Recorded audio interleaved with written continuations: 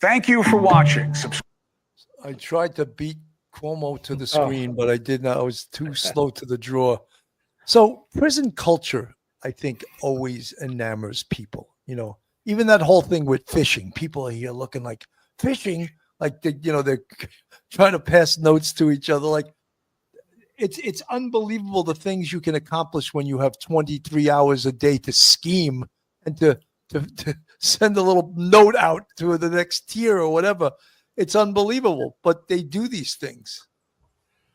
Absolutely. And now, for me personally, that was one of the biggest kind of surprises when I began my career, is how ingenious some of these individuals are. So as I said, and no disrespect to my colleague, but I've been in higher ed for 25 years.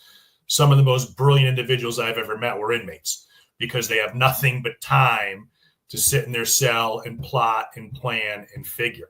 So as you said, the idea, so what they just showed is pretty much what I thought it was going to be. So he's not in a supermax facility. So he's in a general population facility, a specialized housing unit. So he will be in that unit for a certain amount of time, maybe a few weeks, maybe a couple months. The reality is what's going to happen is all the administration, all the staff at this facility are well aware of who he is and the pressure that comes with that.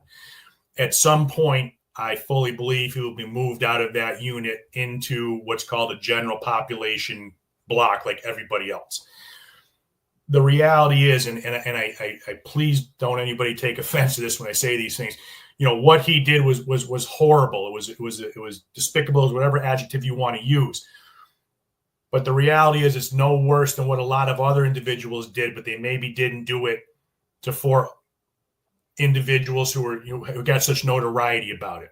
Or maybe it happened in an inner city or a community where there's so much violence and crime, it doesn't even register. So, the crime that he committed was, in theory, no more violent or disturbing than 80% of the other people in there for murder. But it was because of the notoriety that was gained through this that sort of kind of blew it up a little bit. Hopefully that makes sense. And again, I'm by no means trying to downplay it, but I guess, the Cliff Notes version, if we sit down and have a discussion a year from now, I would be willing to bet pretty much everything I have that he would be in general population unit, going about his day in some kind of job, doing some sort of programming on his medication panel. But Dr. J, though, we have the Jeffrey Dahmers that get murdered in the prison. We have the Father Gagans from Boston who was murdered in prison. So these high-risk prisoners, they may put them in general population, but when one of them gets murdered, I think it's the Warden's ass that's on the line for that. How did that happen? Why did that happen? Of all the calls you don't ever want to get as a warden, that's pretty much the top of the list. I have some connection to to Whitey Bulger, to the individual that killed Whitey Bulger in the federal system. And again, that's the issue. And staff realize that. They know that they are under the microscope. When they move this individual, they will know. They will have spoken to all the shot callers in the block, all the individuals who are in control of different positions. They will make sure that there's not going to be any big issues if this individual goes there. They know the climate of their facility. They know where they can put this person. If they have to if they maybe have to move an inmate or two around, they can do what's called a keep away from status. But I would fully anticipate that sooner rather than later, he will be in a general population housing unit, just like everybody else. That's what sort of is baffling to me about the prison culture, where, we hate pedophiles. They call them chomos, right? Sure. And someone that hurt women or rapists. So but what they've done is just as bad as what some of these other people. So there's how is this caste system? We've all decided this crime we hate, but murder, that's okay. It's like.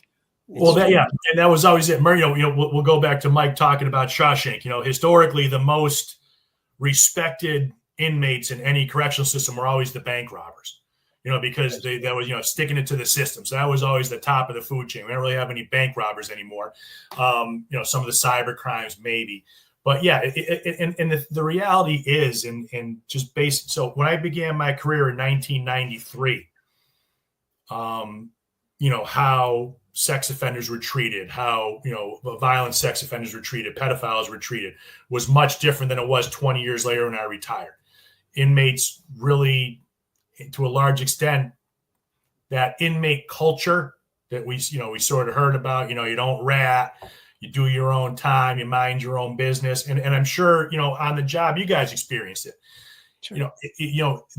When you began your career, there was a certain mutual respect to some extent, both, because you know how to play, the guys that you've been locking up time after time, the hardcore criminals who you dealt with, and they're like, oh, you got me. That dissipated quite a bit throughout my career. I don't know. Again, I'm sure certain facilities and there are certain areas, but it was definitely much less when I was ending my career than it was in the beginning. And that could just have a lot to do with a different generation age-wise of individuals, Absolutely.